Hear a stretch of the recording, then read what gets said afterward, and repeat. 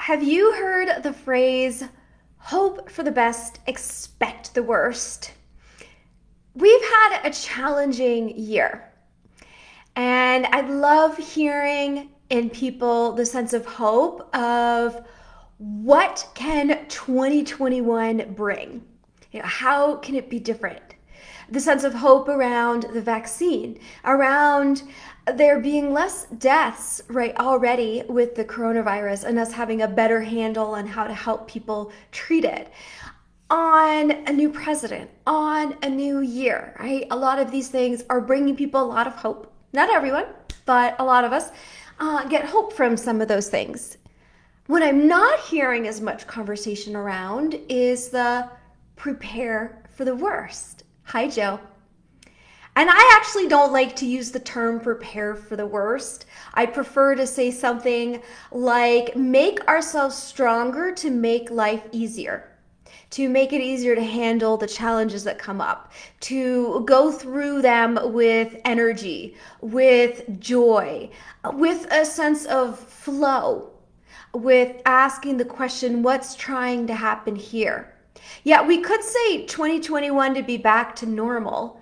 And thank you for sharing that. And that's the first part of the phrase, hope for the best. But what's the expect the worst, right? Expect the worst is, well, we're still in winter time when more people are likely to get sick. Well, there's all this controversy around the vaccines as well. And those are a lot of the messages that I'm getting individually from people right now as to, what more research, what changes need to happen to this vaccine in order for everyone to feel safe with it. So can we really feel safe with the vaccine? And does the vaccine keep up with the coronavirus strands as it mutates?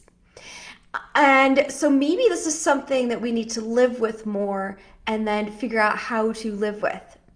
And what are the longer term repercussions on our economy for what's happened so far? And again, hope for the best, that all of the things that we can think of that could possibly happen and go in the best direction do.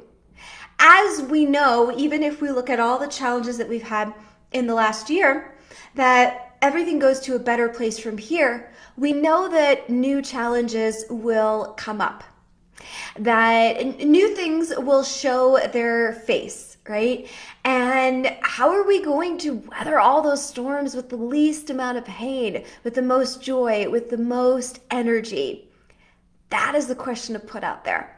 I remember one of my teachers on his 130th book that he had published, he said, this one is going to be a bestseller. He said that for every book. None of them hit bestseller. I published my first book, my very first book, and the day before it got published, it hit bestseller on Amazon. How? Not because I had any greater wisdom to share than necessarily that he did, because I took the right actions to make it happen. I simply learned what you need to do to make something a bestseller, and I focused my energy in that direction.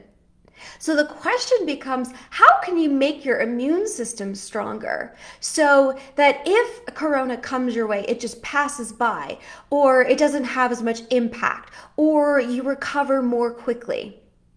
How can you be strong in your mind so when the economy is challenging, you know how to stay positive so you feel better inside, so that you could stay creative, so that you could figure out how to be successful in hard times?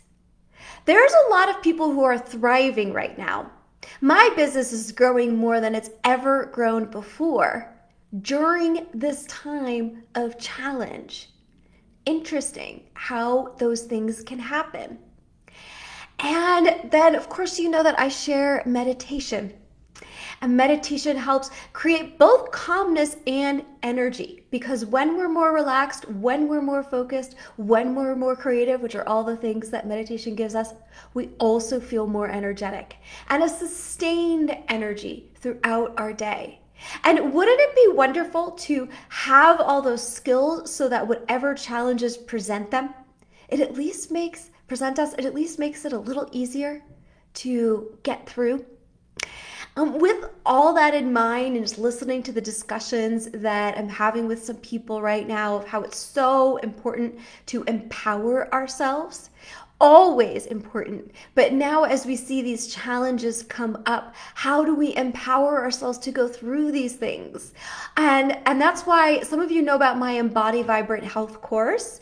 And with a new group starting now, I thought it would be great if I offered a deal for the holidays, so that we could get more people in there in the flow, help ourselves with having a little discount around this time with the challenges that are happening out there financially for many of us. And the course is called Embody Vibrant Health. It's normally $597. So you're actually getting $300 off with this deal. And you could go to healinghappens.biz and then use the coupon code holiday gift, or you can just click on the link that I'm going to put below this video. And it would be wonderful to have you join the program. And then we work on supercharging your immune system, on rejuvenating the body and mind, on figuring out how to relax more consciously and more deeply, how to have sustained energy throughout our day. So those are a lot of the things that we're going to play with in the course. This is a great time to begin it. And those of you who sign up in the next 10 days, you can come to a bonus session that I'm offering on the 20th, which is on how to handle holiday stress. And I am planning to record that, so if you can't make it quite on the 20th, you could get that. But it's really just for people who sign up before the 20th who are going to get that deal. If you sign up afterwards, you don't get the ideas on how to relieve the holiday stress, but of course you get the entire rest of the Embody Vibrant Health course. This is an online study that you have lifetime access to. So if this is a busy time of year, then it's something that you could put off for a little while. I recommend just going ahead and doing it, because we're always going to feel like we're busy and like we don't have time for things. But consider the investment that you make in yourself. And even just if you had more energy, what would you do with having more energy? How would that make up for the time plus more that you've invested into the program? Some things to think about. If you have more questions on this program, you can always reach out to me. And I would love it if you guys share what are the things that you're doing to strengthen yourself right now, to go into 2021 as an even more empowered person than you were going into 2020. Thanks so much, and have a wonderful rest of your day.